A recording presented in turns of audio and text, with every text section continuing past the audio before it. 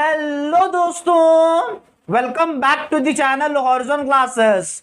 सो दोस्तों, आज के इस वीडियो में हम dividend decisions and theories chapter का पार्ट 2 देखेंगे दोस्तों। और जैसे मैंने पिछले वीडियो में कहा था दोस्तों, हमारे सिलेबस में डिविडेंड डिसीजंस के 3 थ्योरीज पढ़ना है दोस्तों। जो हमारा फर्स्ट थ्योरी है वो आज हम शुरुआत करेंगे। फर्स्ट थ्योरी है दोस्तों Walter's model theory. Walter's model क्या कहता है डिविडेंड डिस्ट्रीब्यूशन की तरह, वो एक थ्योरी है दोस्तों। वो थ्योरी का सारा इंट्रोडक्शन पार्ट, उसका मीनिंग, उसके जो भी 3 कंडीशंस है वो देखेंगे। उसके बाद हम अजम्पशंस देखेंगे दोस्तों। उसके बाद एक फॉर्मूला डिटेल डिस्कस करेंगे। उसके बाद एक क्वेश्चन भी सॉल्व करेंगे और लास्ट में आपको एक प्रैक्टिस क्वेश्चन भी दूंगा, आप प्रैक्टिस कीजिएगा और उसका आंसर कमेंट सेक्शन में बताइएगा दोस्तों। सो चलिए दोस्तों, हमारे वीडियो की हम शुरुआत करते हैं। सो दोस्तों, पहले ये जान लेते हैं ये वॉल्टर्स मॉडल क्या कहता है। वॉल्टर्स मॉडल कहता है दोस्तों, जो डिविडेंड होता है, डिविडेंड का मतलब अब जैसे कंपनी शेयर होल्डर्स को प्रॉफिट में से उनका जो भी हिस्सा है वो पे करती है, उसे हम डिविडेंड कहते हैं। सो दोस्तों, वॉल्टर मॉडल ये कहता है जो डिविडेंड एक कंपनी पे कर रही है अपने शेयर होल्डर्स को, वो डायरेक्टली अफेक्ट करेगा कंपनी के जो शेयर्स होते हैं, शेयर्स का मार्केट प्राइस के ऊपर डायरेक्टली अफेक्ट करेगा बोल के वॉल्टर्स मॉडल कहता है। अगर मार्केट शेयर के प्राइस के ऊपर अगर अफेक्ट पड़ेगा तो आपके कंपनी के वैल्यू के ऊपर भी अफेक्ट करेगा बोल के वॉल्टर्स मॉडल कहता है दोस्तों। अब क्यों अफेक्ट करेगा, क्यों बोलते हो, वो एक रीजन देता है। अगर कंपनी को ग्रोथ करना है, ग्रोथ यानी कंपनी को अगर आगे बढ़ना है तो कंपनी को पैसे चाहिए। वो पैसे कहां से आएंगे, ये वॉल्टर मॉडल कहता है जो भी पैसे आएंगे वो आपके जो प्रॉफिट आपने ये ईयर किया है वो बचा के, वो डिविडेंड शेयर होल्डर्स को पे ना करे, वो प्रॉफिट बचा के रखकर वही पैसा आप री इन्वेस्ट करें, वो पैसा रिटेन अर्निंग कर ले। रिटेन अर्निंग वाले जो आप बचा के रखते हैं आगे कंपनी में यूज करने के लिए, वो रिटेन अर्निंग्स करके आप वो पैसा आगे इन्वेस्ट करें, तो उसे वो वॉल्टर मॉडल कहता है दोस्तों। वॉल्टर मॉडल ये समझाने की कोशिश करता है आपको सारे थ्योरीज में दोस्तों कि मार्केट प्राइस जो शेयर का होता है वो कैसे अफेक्ट करेगा। अगर आप 20% अगर आपका डिविडेंड पे करोगे तो मार्केट प्राइस कितना रहेगा आपके शेयर का। अगर 40% करोगे तो कितना होगा, अगर 100% करोगे तो आपका मार्केट प्राइस क्या होगा वो शेयर का, वो सारा एक्सप्लेन किया है दोस्तों वॉल्टर मॉडल उसने थ्योरी में दोस्तों। चलिए दोस्तों, 1 बाय 1 उसके कंडीशंस भी समझते हैं दोस्तों। तो दोस्तों चलिए अब 3 कंडीशंस देखते हैं दोस्तों। वॉल्टर ने 3 कंडीशन दिए हैं ये सारे कंपनी को डिविडेंड डिस्ट्रीब्यूशन करने के दोस्तों। चलिए वो तीनों कंडीशंस क्या क्या है देख लेते हैं दोस्तों। फर्स्ट कंडीशन में आर ग्रेटर देन के ही है। पहले वो समझने से पहले ये आर क्या होता है और के ही क्या होता है वो समझते हैं दोस्तों। आर का मतलब दोस्तों rate of return from investment, यानी एक इन्वेस्टमेंट से कंपनी को रिटर्न कितना मिल रहा है उसका मतलब आर, रिटर्न यानी इनकम कितना मिल रहा है। K E equals to cost of equity. Cost of equity का मतलब ये ना समझिए कि इक्विटी के ऊपर कॉस्ट कितना है। कॉस्ट ऑफ इक्विटी मतलब एक शेयर होल्डर्स एक्सपेक्टेशन कितना रख रहा है, कंपनी उसे एनुअली इतना पे करेगी, कितना एक्सपेक्ट कर रहा है, वो हो गया हमारा के ई। आर यानी रिटर्न, के ई मतलब एक्सपेक्टेशन। चलिए अब कंडीशन क्या कहते हैं वॉल्टर के। फर्स्ट कंडीशन कहता है अगर आपका रिटर्न ज्यादा है, एक्सपेक्टेशन से रिटर्न ज्यादा है, तो आप क्या कर लीजिए, पूरा पैसा रख लीजिए, रिटेंशन कर लीजिए, 1 रुपया भी मत दीजिए शेयर होल्डर्स को। उसके बाद अगर आपका एक्सपेक्टेशन ज्यादा है, रिटर्न कम है, तो उस हालत में क्या करिए, 1 रुपया भी आप मत रखिए, 100% पूरा डिविडेंड पे कर दीजिए। क्यों, आपके शेयर होल्डर्स को डाउट नहीं आना चाहिए कि कंपनी लॉस में चल रही है, पूरा पैसा पे कर दीजिए, जितना प्रॉफिट आया उतना पूरा पे कर दीजिए। थर्ड कंडीशन है अगर आपका रिटर्न भी इक्वल है और आपका एक्सपेक्टेशन भी इक्वल है, तो उस कंडीशन में क्या होता है, उस कंडीशन में कंपनी के ऊपर डिपेंड करता है कि कंपनी कितना पे करते हैं। ये तीनों कंडीशन बताने की कोशिश किया है दोस्तों आपका वॉल्टर्स मॉडल। अब हम डायरेक्टली चलेंगे अजम्पशंस के ऊपर वॉल्टर्स मॉडल के। दोस्तों आ जाइए दोस्तों हमारे second topic assumptions of Walter's model. Walter's model क्या क्या अजम्पशंस दिए वो आपको अब पढ़ना है दोस्तों। सो दोस्तों मैं बहुत ही सारे क्वेश्चन पेपर्स रिफर किया हूं दोस्तों। इस चैप्टर में आपको जो 3 थ्योरीज है, तीनों में से कौन से भी थ्योरीज के ऊपर अजम्पशंस कंपलसरी पूछता है दोस्तों। इंपॉर्टेंट टॉपिक है, 5 मार्क्स के लिए आपको पूछ सकता है। जो मैं आपको बोर्ड पे लिखा हूं सिर्फ उतना ही रट्टा मार कर लिख दीजिए, आपको सारे मार्क्स मिल जाएंगे दोस्तों। चलिए 4 अजम्पशंस है, चलिए 1 बाय 1 देखते हैं दोस्तों। फर्स्ट अजम्पशन है the investments of the firm are financed through retained earnings. क्या कर रहा है दोस्तों, आपको कंपनी में कुछ भी इन्वेस्टमेंट करना है, आगे जाके कुछ भी इन्वेस्टमेंट करना है, तो वो सारा इन्वेस्टमेंट आप रिटेन अर्निंग के पैसों से ही करोगे। रिटेन अर्निंग किसे कहेंगे, जब आप शेयर होल्डर्स को पैसा नहीं देके, कम देके जो आप पैसा बचाओगे उसे हम रिटर्न अर्निंग्स कहते हैं।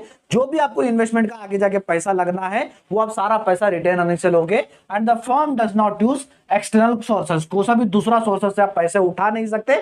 जो भी आपको पैसा लगाना है इन्वेस्टमेंट में के तौर पर वो सारा पैसा आप रिटर्न अर्निंग्स के थ्रू लगाओगे। सेकेंड है the internal rate of return यानी R and cost of capital K E of the firm R constant. जो हमने पढ़ा internal rate of return, rate of return और साथ ही साथ कॉस्ट ऑफ कैपिटल यानी एक्सपेक्टेशन शेयर होल्डर्स का, वो दोनों कांस्टेंट रहता है असम्पशंस में वॉल्टर मॉडल के। उसके बाद थर्ड है दोस्तों earnings and dividends do not change while determining the value.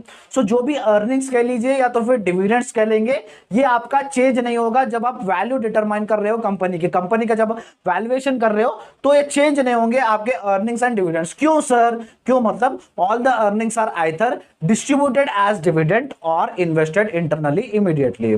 क्यों का मतलब आपका जो भी पैसा है, वो जो भी अर्निंग्स है वो आप डिस्ट्रीब्यूट कर रहे हो as in the form of dividend, या तो फिर वो पैसा आप रख रहे हो रिटेन अर्निंग के तौर पर इन्वेस्टमेंट करने के लिए दोस्तों। उसके बाद लास्ट है the firm has long life. यहां पर वॉल्टर मॉडल क्या कहता है, यहां पर वॉल्टर मॉडल का असम्पशन है कंपनी की लाइफ बड़ी होती है, क्योंकि अब ये सारा जब आप आइडिया लगाओगे कि कितना परसेंट आप रखोगे ये रिटेन अर्निंग्स के तौर पर, कितना पैसा आप शेयर होल्डर्स को बांटोगे, ये सारा आपको हेल्प करेगा आपकी कंपनी ज्यादा दिन मार्केट में टिकने के लिए। ये चारों असम्पशंस थे दोस्तों, एक बार जल्दी से स्क्रीनशॉट ले लीजिए दोस्तों। उसके बाद बढ़ते हैं हमारे फॉर्मूले की तरफ दोस्तों।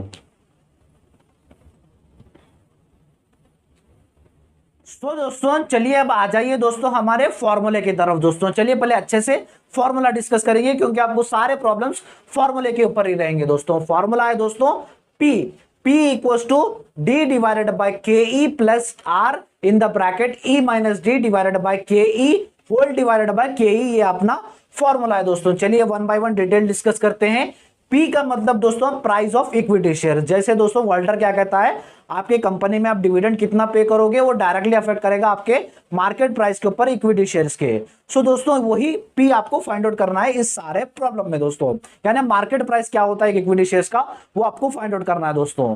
D का मतलब आप डिविडेंड कितना पे कर रहे हो, वो D हो गया, डिवाइडेड बाय KE का मतलब कॉस्ट ऑफ इक्विटी यानी एक शेयर होल्डर्स का कितना एक्सपेक्टेशन है कि उसे कंपनी पे करेगी, वो दोनों डिवाइड कर लीजिए, प्लस R का मतलब इंटरनल रेट ऑफ रिटर्न यानी इन्वेस्टमेंट से रेट ऑफ रिटर्न कितना मिल रहा है। उसके बाद ब्रैकेट में अर्निंग्स पर शेयर, E का मतलब एंड D का मतलब डिविडेंड पर शेयर। अर्निंग कितना हो रहा है कंपनी को एक शेयर के पीछे और कंपनी कितना पे कर रही है, उन दोनों को माइनस कर लीजिए और रेट ऑफ रिटर्न से मल्टीप्लाई कर लीजिए, डिवाइडेड बाय KE का मतलब cost of equity whole divided by कर लीजिए कॉस्ट ऑफ इक्विटी से, तो आपको मार्केट प्राइस मिल जाएगा आपका इक्विटी शेयर का दोस्तों। ये तो हो गया दोस्तों हमारा फॉर्मूला, लेकिन आपको यहां पर डिटेल समझने नहीं आएगा, जब हम प्रॉब्लम्स करेंगे तब आपको डिटेल समझने आएगा दोस्तों। सो दोस्तों पहले हम क्या करेंगे, पहले हम इजी क्वेश्चन, अब नेक्स्ट हम इजी क्वेश्चन डिटेल डिस्कस करेंगे दोस्तों। उसके बाद कल के वीडियो में हम कंपेयर करेंगे 20% डिविडेंड देके, 40% डिविडेंड देके, 100% डिविडेंड देके, कि कंपनी के मार्केट प्राइस के ऊपर कितना इफेक्ट पड़ रहा है इक्विटी शेयर के मार्केट प्राइस के ऊपर, वो हम सारा कल कंपेयर करेंगे। और परसों के वीडियो में 10 मार्क्स के ऊपर जो आपको क्वेश्चन पूछता है वो हम परसों देखेंगे दोस्तों। 2 वीडियोस आएंगे वॉल्टर्स मॉडल की दोस्तों, एक बार इसका पहले जल्दी से स्क्रीनशॉट ले लीजिए। उसके बाद हम नेक्स्ट हम क्वेश्चन की तरफ बढ़ेंगे दोस्तों, क्वेश्चन अच्छे से पढ़ लेके रिटर्न हम आंसर की तरफ आएंगे दोस्तों। चलिए दोस्तों हम पहले क्वेश्चन पढ़ लेते हैं दोस्तों। क्वेश्चन क्या दिया गया है, from the following information of a company calculate share price based on Walter's model. Share का प्राइस आपको फाइंड आउट करना है वॉल्टर्स मॉडल के तरफ से दोस्तों। वॉल्टर्स मॉडल का यूज करते हुए नीचे आपको सारा इंफॉर्मेशन दिया गया दोस्तों। इंफॉर्मेशन देखिए, अर्निंग पर शेयर आपका ₹4 है, डिविडेंड पर शेयर आपका ₹3 है। उसके बाद इंटरनल रेट ऑफ रिटर्न आपका 10% है। उसके बाद कॉस्ट ऑफ इक्विटी आपका 15% है। ये सारा आपको इंफॉर्मेशन दिया गया है। ये इंफॉर्मेशन का यूज करते हुए आपको वॉल्टर्स मॉडल से आपको मार्केट शेयर प्राइस निकालना है, शेयर का मार्केट प्राइस निकालना है दोस्तों। सो चलिए दोस्तों हम निकाल, चलिए दोस्तों लास्ट है ये हमारा, हम यहाँ पर हमारा आंसर हम सॉल्व करेंगे दोस्तों। जैसे हमें क्या निकालना है, हमें मार्केट प्राइस निकालना है हमारे शेयर का दोस्तों। ये हमारा फॉर्मूला है, हमने यहाँ पर फॉर्मूला लिख दिया दोस्तों। जो भी आपके क्वेश्चन में डाटा दिया गया था वो सारा डाटा मैंने यहाँ पर लिख लिया दोस्तों। क्वेश्चन में देखिए दोस्तों, आपका डिविडेंड पर शेयर ₹3 है, वो डिविडेंड पर शेयर मैंने यहां पर लिख लिया है दोस्तों।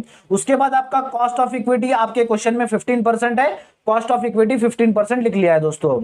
उसके बाद देखिए दोस्तों आपके क्वेश्चन में इंटरनल रेट ऑफ रिटर्न 10% है, वो इंटरनल रेट ऑफ रिटर्न 10% मैंने यहां पर लिख लिया है दोस्तों। उसके बाद आपका अर्निंग पर शेयर आपके क्वेश्चन में 4 रुपीज है, वो अर्निंग पर शेयर मैंने 4 रुपीज यहां पर लिख दिया दोस्तों। सारा डाटा मैंने यहां पर शॉर्ट में लिख दिया है दोस्तों। यहां पर आप गौर करोगे 15% का मैं 0.15 लिख दिया हूं दोस्तों, 10% का 0.110 लिख दिया हूं। ये क्यों लिखे सर? ये परसेंटेज में आपको नंबर लाने के लिए, परसेंटेज का सिंबल क्या होता है? परसेंटेज का सिंबल 100 होता है दोस्तों। सो 15 डिवाइडेड बाय 100 कर लीजिए दोस्तों, तो आपका आंसर 0.15 आएगा। और यहां पर 10% का 10 डिवाइडेड बाय 100 कर लीजिए, तो आपका आंसर 0.10 आ जाएगा दोस्तों। ये सारा डाटा मैंने यहां पर लिख दिया है दोस्तों। चलिए अब डायरेक्ट हम आंसर कर लेते हैं दोस्तों। आंसर में देखिए दोस्तों हमें क्या क्या चाहिए। डी चाहिए दोस्तों, हमें फाइंड आउट करना है मार्केट प्राइस। डी चाहिए दोस्तों, डी हमारा 3 है, 3 डिवाइडेड बाय के ई। देखिए दोस्तों के ई हमारा 0.15 है, 0.15 आ गया। प्लस आर देखिए दोस्तों, आर हमारा 0.10 है, 0.10। उसके बाद ई देखिए दोस्तों, अर्निंग पर शेयर 4 है, 4 माइनस डिविडेंड हमारा डी हमारा 3 है दोस्तों। ये ब्रैकेट क्लोज कर लीजिए, divided by cost of equity हमारा 0.15 है, 0.15 लिख दीजिए, होल डिवाइडेड बाय के ई हमारा 0.15 है। 2 बार के ई आ रहा, देखो एक बार लिख ले तो अब रॉन्ग हो जाता है दोस्तों। सो दोस्तों यहां पर 4 रुपीज अर्निंग हो रहा है शेयर के ऊपर, लेकिन कंपनी क्या कर रही है? डिविडेंड 3 रुपए पे कर रही है, वो आपको समझना है दोस्तों। चलिए अब सारा समराइज कर लीजिए, 3 डिवाइडेड बाय 0.15 करेंगे तो आंसर हमारा 20 आएगा। 20 यहां पर लिख लीजिए दोस्तों, प्लस 0.10 एज इट इज रख लीजिए, 0.10। 4 में से जब आप 3 माइनस करोगे तो 1 आएगा, 1 divided by same as it is 0.15 whole divided by 0.15। So चलिए दोस्तों 20 प्लस 0.10 मल्टीप्लाइड बाय 1 कर लीजिए, तो हमारा आंसर 0.10 आएगा, divided by 0.15 whole divided by 0.15 आएगा। सो चलिए दोस्तों कर लेते हैं। ये 20 हमारा एज इट इज आएगा, प्लस 0.10 डिवाइडेड बाय 0.15 कर लीजिए, तो हमारा आंसर दोस्तों 0.66 आएगा, होल डिवाइडेड बाय 0.15। यहां तक क्लियर है दोस्तों? आई होप आपको यहां तक क्लियर हो गया होगा। ये 20 एज इट इज रख लीजिए, प्लस 0.66 डिवाइडेड बाय 0.15 करेंगे, तो हमारा आंसर दोस्तों 4.44 आएगा दोस्तों। यहां तक क्लियर है? आई होप यहां तक क्लियर होगा। चलिए अब दोनों को प्लस कर लीजिए। जब आप दोनों को प्लस करेंगे 20 प्लस 4.44 कर लीजिए, तो हमारा आंसर दोस्तों 24.44 आ रहा है दोस्तों। यानी आप 3 रुपए जब आप अपने शेयर होल्डर्स को पे कर रहे हो डिविडेंड के तौर पर, तो आपका मार्केट प्राइस 24.44 आ रहा है दोस्तों। एक बार जल्दी से स्क्रीनशॉट ले लीजिए दोस्तों। ये इस तरह का आपको क्वेश्चन 5 मार्क्स के लिए आपके एग्जाम में पूछेगा दोस्तों। जो हम 10 मार्क्स से क्वेश्चंस पूछेंगे वो हम कल की वीडियो से हम शुरुआत कर देंगे दोस्तों। तो दोस्तों ये था हमारा आज का वीडियो दोस्तों। और जैसे मैंने कहा था, मैं आपको प्रैक्टिस क्वेश्चन दूंगा, आपके स्क्रीन के ऊपर प्रैक्टिस क्वेश्चन दिख रहा होगा, आप प्रैक्टिस कीजिएगा और इसका आंसर हमारे कमेंट सेक्शन में बताइएगा दोस्तों। और दोस्तों मैं एडवांस फाइनेंशियल मैनेजमेंट के क्लासेस स्टार्ट कर दिया था, जिसके प्लेलिस्ट का लिंक मैं आपको डिस्क्रिप्शन बॉक्स में दे दूंगा, जहां पर वो एक ही जगह पर सारी क्लासेस मिल जाएंगी दोस्तों। और इसके भी 2 वीडियोस आएंगी दोस्तों वॉल्टर्स मॉडल के ऊपर, उस दोनों को देखने के लिए हमारे चैनल को सब्सक्राइब कर लीजिएगा दोस्तों। वीडियो अच्छा लगा तो वीडियो को लाइक कर दीजिए, चैनल को सब्सक्राइब कर लीजिएगा और अपने सारे फ्रेंड्स के साथ इस वीडियो को शेयर भी कर दीजिएगा दोस्तों। Thank you so much.